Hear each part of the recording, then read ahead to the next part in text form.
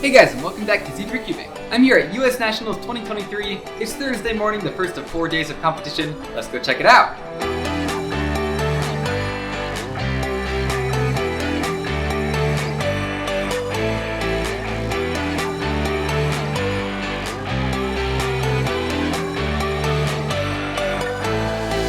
I picked up my name tag, and they just called up the first event of the day, clock. I'm ready. So just 1 month after breaking my hand, I was competing in my first event at US Nationals. Luckily, my right pinky finger, the one that I still can't quite use, happens to be the finger that I use the least while solving twisty puzzles. So for the most part, I was able to solve pretty much just like normal, aside from the lack of practice, which made me a bit more error prone. I made a few mistakes there, so it wasn't quite sub 10, but still not a bad average for the first round of the competition.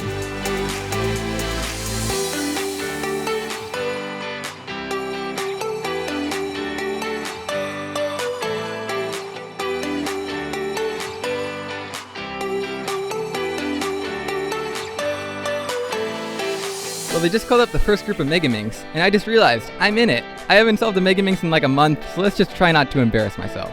This round was the first casualty of not having much practice. For reference, I'd normally average around 125, whereas on my first solve, I was almost happy to just get a sub 2. Luckily, the rest of the average didn't go quite so bad once I got a little warmed up, but the times were still pretty pathetic, with my best one being still slower than my PR average.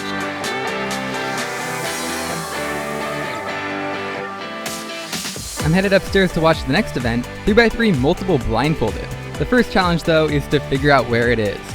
Side room, this way.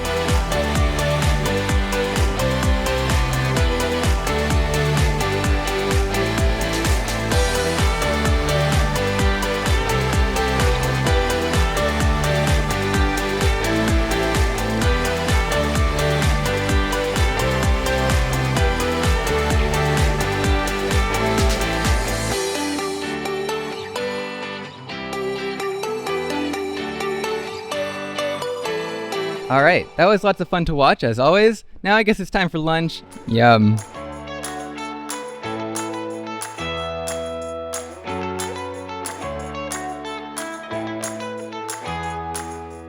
Alright, so I'm here with Mike, who has created a 5x5 clock. So it looks like the 4 corners turn like normal, and then you have a massive grid of pins to decide which ones turn. So did you make this out of the pieces of a normal clock? I used 5 Shengshou magnetic clocks to make it. That is crazy. And how's the turning? Terrible. It doesn't want to exist.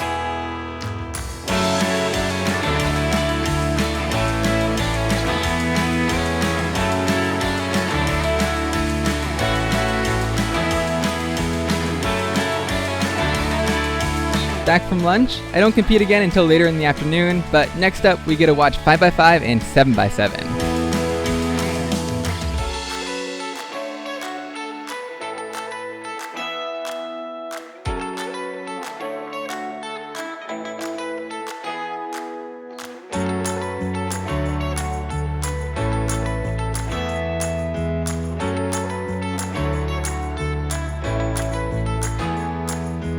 Now it's time for one-handed, the one event that I've actually been able to practice with a broken hand. Let's see how this goes. And it went, well, not great. You're probably noticing a bit of a pattern here. I started out with a couple of bad solves, then recovered with a few better ones. Definitely felt myself getting faster throughout the average, but I don't think I ended up using any of the new faster algorithms I recently learned for one-handed. Oh well. Yes, the classic starting out terrible because I forgot to warm up average.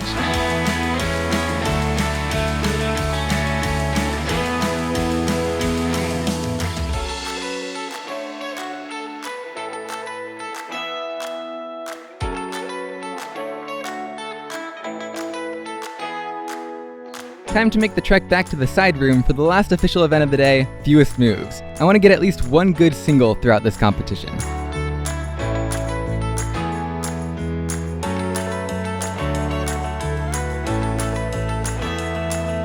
Well, I did some cool stuff in there, but no one cares because it's only a 37, so hopefully we have some better luck tomorrow. Anyway, they're finishing off the first day with 2 unofficial events, face turning octahedron and team blindfolded. Let's head back downstairs to check them out.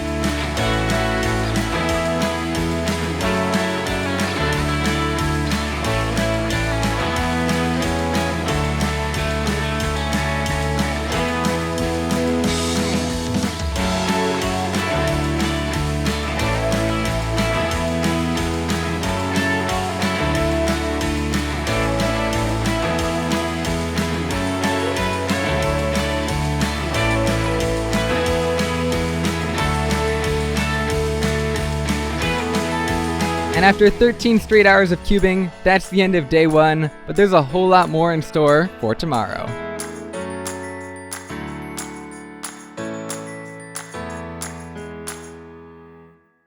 Good morning on day 2 of the competition. There's a lot of events scheduled today, starting with a fun one, 3x3 blindfolded.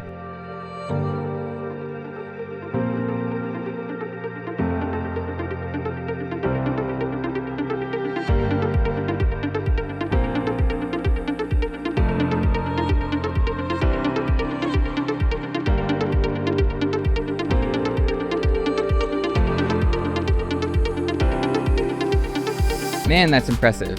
Anyway, the next big event today is 4x4. I don't compete until group 6 in like 2 hours, so I guess I better hurry up and wait.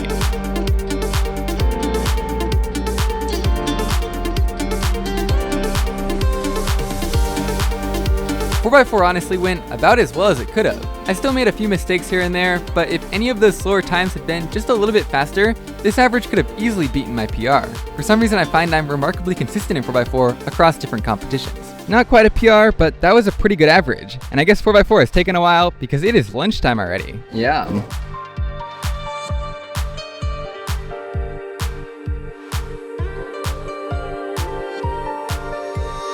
So this is Matt Bonner, creator of the original Yodaminx. He has a massive Scube, crazy multi-layer pentultimate, crazy gear icosahedron thing. So these were all created with just a household 3D printer right here? Yeah, that's true. That is impressive. Also, this is Jacob. He's holding a 7x7 octahedron, has all sorts of crazy cuboids, a master case cube. And I also have a series of videos where I show how to design them. The channel's called Jacob Cubing.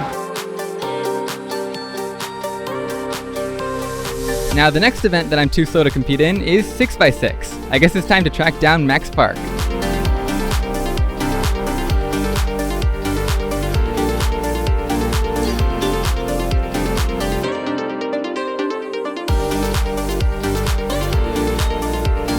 So the Cubicle opened a little shop this morning. I went to go check it out and it seems like there's a little bit of a line.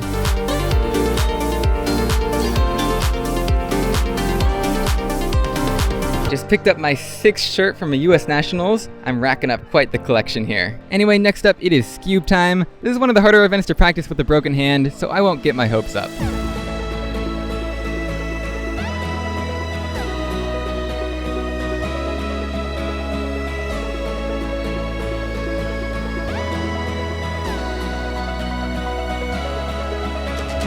Even when my hand was fully functional, I really just haven't practiced Scube in a long time now. I feel like 80% of the cases I can recognize and execute reasonably well, which makes it really hard to get motivated to practice those remaining 20% that cause me so much trouble but only come up every once in a while.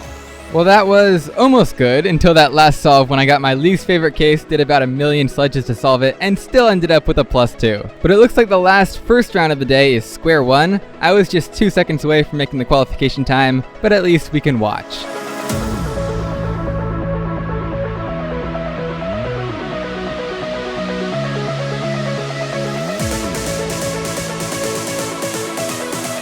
Looks like they're finishing up the day by working through some of the more obscure final rounds.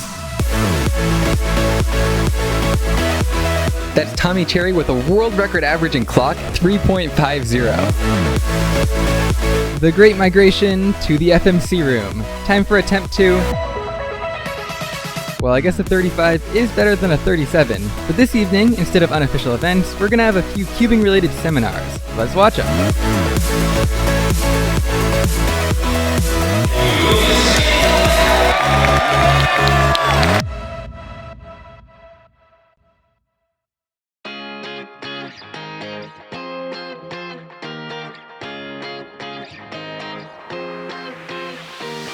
It's a rainy Saturday morning and the venue is already looking crowded. That's because today is 3x3 day, always the busiest day of competition.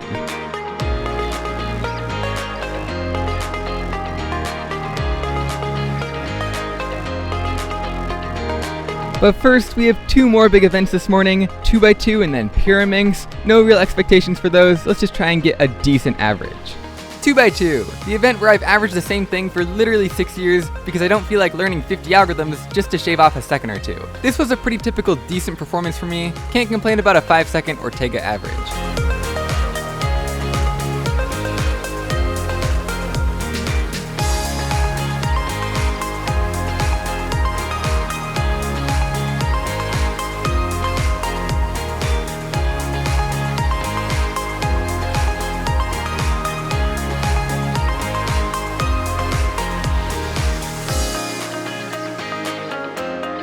Pyraminx is definitely higher on my list of events I'd like to practice more. Its intuitive nature just makes it a lot more fun. But a few years ago I left off after only sort of learning Elf-Ori, so right now I'm in this awkward state where I spend 2 or 3 seconds every solve just trying to figure out what to do. Well, that's one decent average and one terrible average. Anyway, it's finally time to escape this crazy room with a nice peaceful round of 5x5 blindfolded.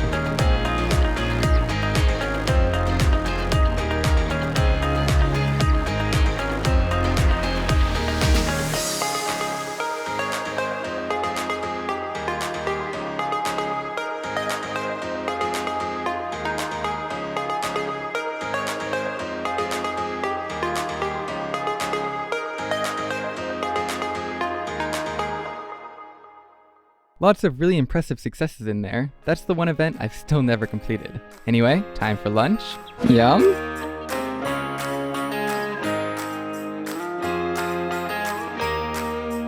So Anthony showed me this RS3M made by Chris Tran. It feels super nice because it's actually hollowed out on the inside, which gives it a better weight distribution, making the turning feel way more snappy and satisfying.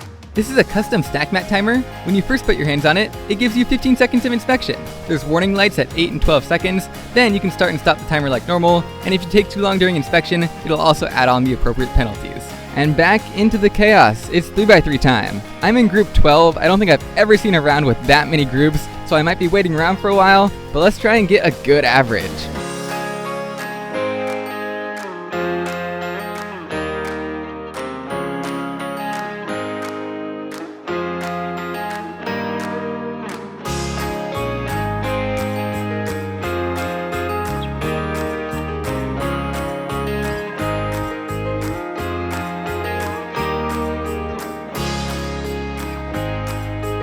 So for some reason I'm in the Max Park group and the crowds are crazy.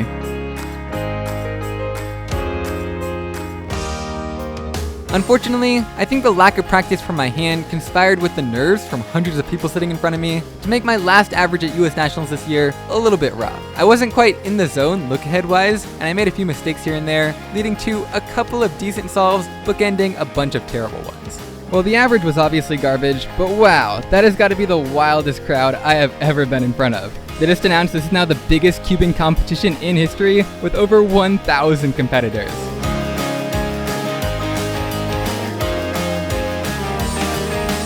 Well, the crowds are filing out as they do some miscellaneous second rounds. Then the last event of the day is the third solve of FMC, which is also my last chance to compete this weekend. Well, it's not quite a PR, but I'll take a 32 any day over a 37. Not too bad for the last solve of the competition. But Nationals is still far from over. There's a whole nother day full of finals tomorrow. Plus tonight, they're doing some unofficial events, starting with Rubik's Magic.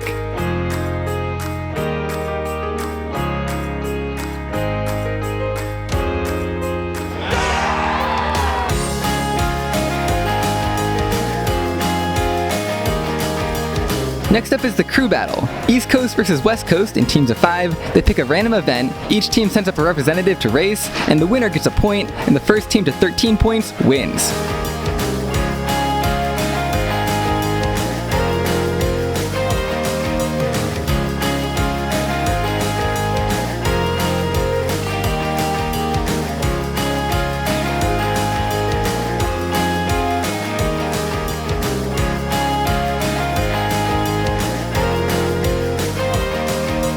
So Team West was down 9-12, they just had an epic comeback to tie it up, and now it all comes down to 3x3, Maddie versus Luke.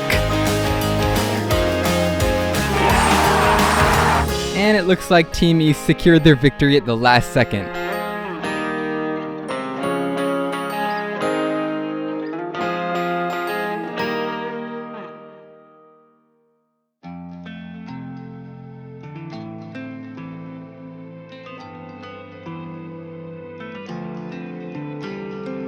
Good morning on the fourth and final day of US Nationals 2023. Today's first event of the day is 4x4 blindfolded.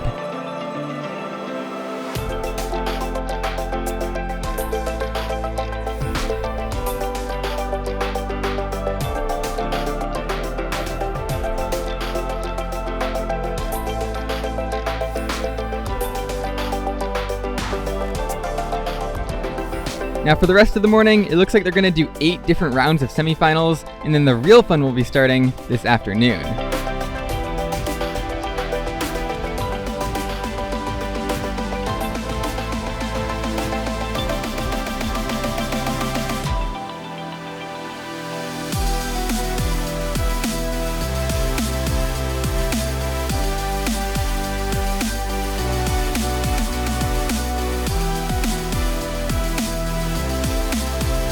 Patrick Ponce just got the world record average in one-handed, 8.65, and I totally missed it.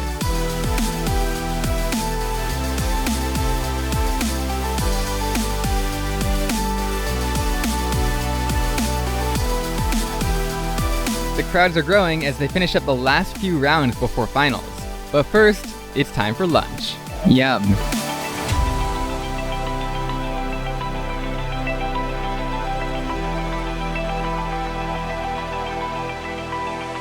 Alright, Soup Timmy has challenged me to assemble this 4x4 as fast as possible. What's the time to beat? 6 minutes. That's the fastest time I've ever seen someone assemble a 4x4.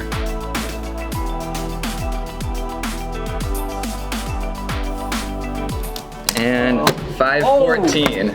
What the?